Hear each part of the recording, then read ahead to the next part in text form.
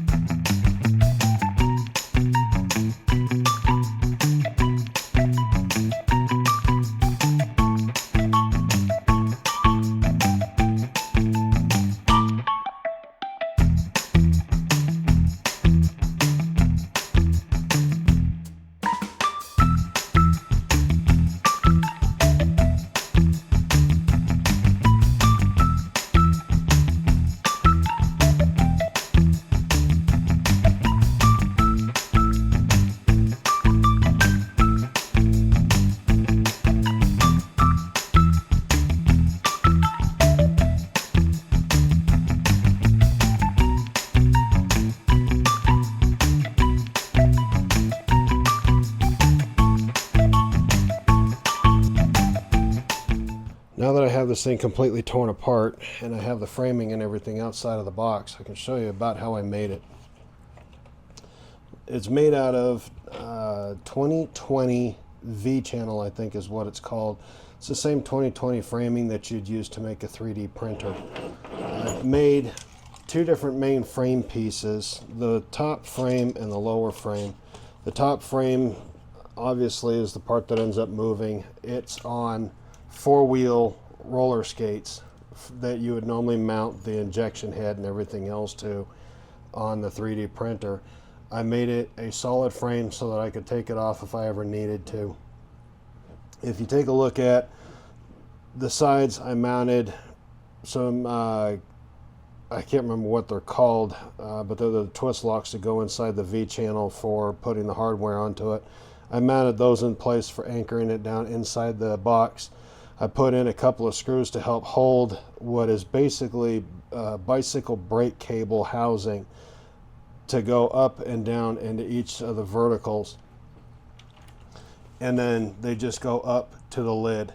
And then when you pull the lid, then the cables will extend with the lid pulling the tray up, lifting the entire tray with the radios and the computer and everything else on it. And then when you lower the lid, of course, it lets the cables go back down inside.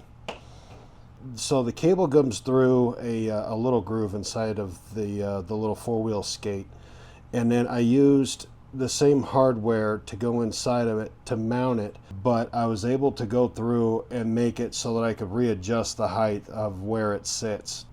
So the way that I had set it up was that I had the two different sections. So I have the main bodies of the radios for my Kenwood 71, and then for my FTM 400 on the bottom with a distribution block. I've got the USB hub to make sure that the programming cables for the two interior radios were already still hooked up. So I just used some Lexan that I had left over from one of my original build attempts. So that's basically how I did it. So I will grab the tray and show about how that tray is set up. So the way that the tray is set up, I have everything that would normally be all hooked in. These are the 2 wires that go up to the monitor and everything for the computer. So people have seen that I have the control heads and stuff like that up on the top. I have the wires and everything go down through. This is just regular phone cord. And with the regular phone cord, I had the 4. I matched everything up for how it was done for the 71 to be able to extend it out basically. Works out pretty good. I haven't done that with the 400, so I just bundled it up and I just tuck it down inside. I took and tucked in some extra, or the extra wire for the USBs and stuff is just tucked in underneath. I had some old mounts that I was able to take and make kind of a mobile bracket, if you will, for the 991 instead of buying the mobile bracket mount, because I needed something that was a whole lot lower than the mobile bracket that you can buy for it. The computer is just anchored down to it. It's just an extra USB. But to make sure that I can anchor it, I just use the same kind of hardware that goes and locks in. So this actually sits with a little bit of a gap. It allows for extra air to be able to move through for the radios and stuff like that. So it's just kind of end up working. And then as far as the mounts for the radios, all they are is just a hinge. I just drilled out the center and then put it on just a long screw and tightened it down with nylon lock nuts and stuff like that, just to make it pivot so I could tuck it in. So it wasn't anything too fancy for the top.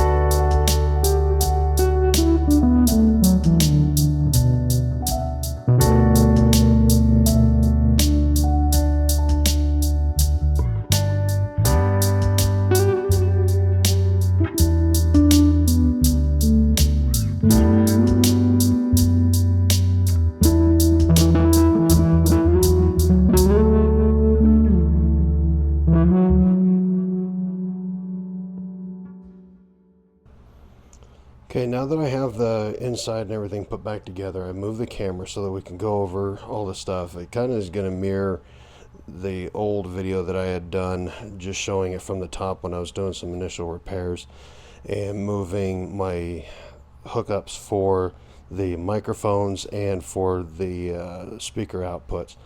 So this is just the initial look, just going straight down from the top. What you can see in here is that I still have the radios in the same position. I had to readjust some of the wiring and everything to make things reach for the front and back, since I moved everything off of the front and put them all back over here in the back. So I have the power poles in the back side behind the FTM 400, and I have the USBs that power my two lights that go on the top of the lid.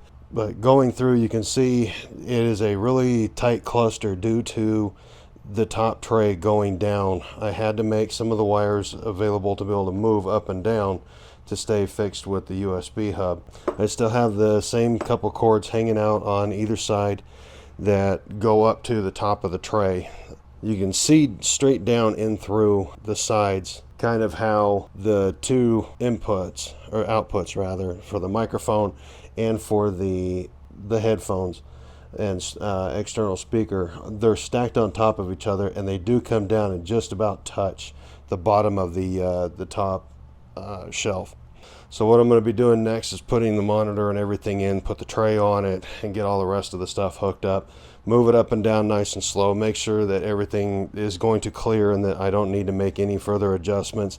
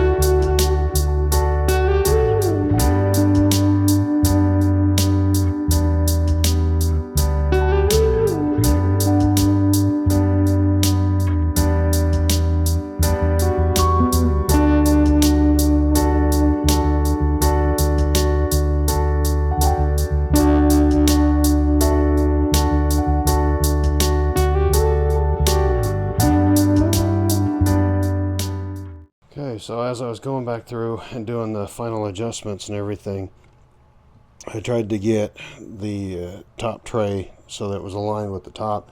But when I was lowering it down in, for some odd reason in this box, the inside edges that I had to carve to clear the little folded area here along the side, it was catching down inside, and so it was prohibiting the tray from going all the way down in to the box, and so the monitor and everything else was hitting, and I wouldn't have the room for storing everything in it. As I coil the microphones up inside of this area here and put the speakers and their wires down inside of over in here. I've got a couple of little of those magnetic steel balls that you'd use for a cell phone mount that I use to hold the speakers in place, just for storage. So like on the old box, I don't have the extra hole now with the extra plug. Everything is now combined. And I had moved on the other part of this video. You'll notice that this is actually in a different place now. I had messed up on a couple of things, and I had to go through and redo the whole box front and back. So it was an expensive mistake. It was about $100 to get a new box. And I decided to move the voltmeter out into the front, so it's easily accessible when you're just out here in the front, compared to having it tucked down below where you couldn't see it. But now I don't have any of the extra stuff on the front of it getting in the way of the keyboard and the operator in the front. On the back though, I don't have any of the stuff marked or labeled just yet, but I've got my FTM 400 output. I have my Kenwood 71A output, and actually I think I reversed that. Sorry, this side is the Kenwood This one down here by its lonesome is for the FTM 400, and then I have the two for the 991A with the UHF VHF staying along the bottom. That way easy for me to be able to recognize to hook it up, at least until I can figure out how to make labels and such. I've got my power poles on the back, and I have my USBs. So I decided while I was thinking about things that I'd edit in exactly how I end up tucking all this stuff away. That way everybody can see exactly how everything is stored in here. So I take my external speaker and my microphones, and I have the other part of the magnetic steel ball on the back. Just magnetic stamp it, take it and tuck it in. And I know that the camera angle's not the greatest, but I wanted everybody to see just how close this actually is on the inside.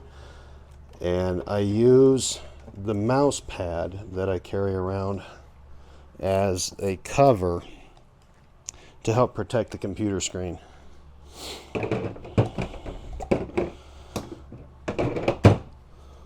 So when I go through and I'm putting all this stuff away, I have to very gently coil everything up in the top of it, and as soon as I get everything all coiled up, I'll try and show you that just for a brief second.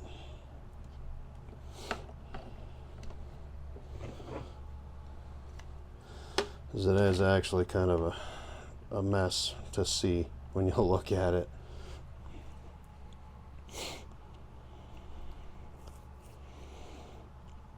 So when you're looking at this, for doing any of this stuff, you'll see that I have it, so it is a coiled up tiny mess. And again, I think I showed earlier that you have the little steel balls down inside there in the back, and the speakers just tuck onto it. So it's actually really tucked in there, nice and neat, nice and small. Hopefully everybody can kind of see that. It is really close tolerances as far as everything in here, and believe it or not, everything does clear all on the sides. So when I'm looking at it, make sure that everything is all tucked in. And then I take and I put the mouse pad, so it's the long way across, so it stretches between the 991 and the control head for the FTM 400. That way everything stays contained underneath, so it doesn't bounce up and hit when I'm transporting. So you'll be able to see as I start to lower this just how close it really is. I'll turn up my little backup or my floodlight here. Hopefully it'll allow you to see just how close this actually is. Which, if you were to take a look and see down inside, it does almost hit when it starts coming down. These are all the clearances and everything that I was trying to tuck in and be able to make sure we're going to work as I was doing this. Because again, as you can see, it is a really tight squeeze as it ends up going down inside. So as it ends up coming down, you can barely see just exactly how close it really is inside there. It's hard to see with the camera. I can lift it up, but right now it is actually all the way retracted down. There's only maybe about ½ an inch or so of space between the top of the rack and everything that I store inside the box and the computer monitor. So I take it, and you just have to tuck it just nice and gentle. It doesn't sit straight. It does sit at kind of a goofy angle inside there, especially since the table is crooked, which didn't help me any. So there it is. It is all ready to go.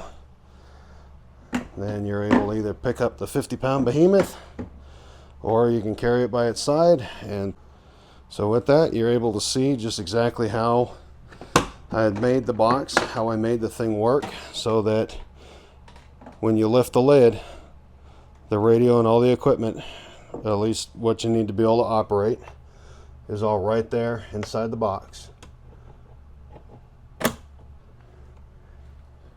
and usable, nice and easy. And then you just start unpacking all the stuff off the top of it. So hopefully this video helps some of you that have been curious as to how I did it, and hopefully get an idea of, you know, maybe some things that you can try with your own set. And if anybody has any questions, feel free to get a hold of me. My email is on my QRZ page. Those of you that are local that know who I am, you know exactly how to reach me. And hopefully, again, that this inspires somebody as to how to build their own.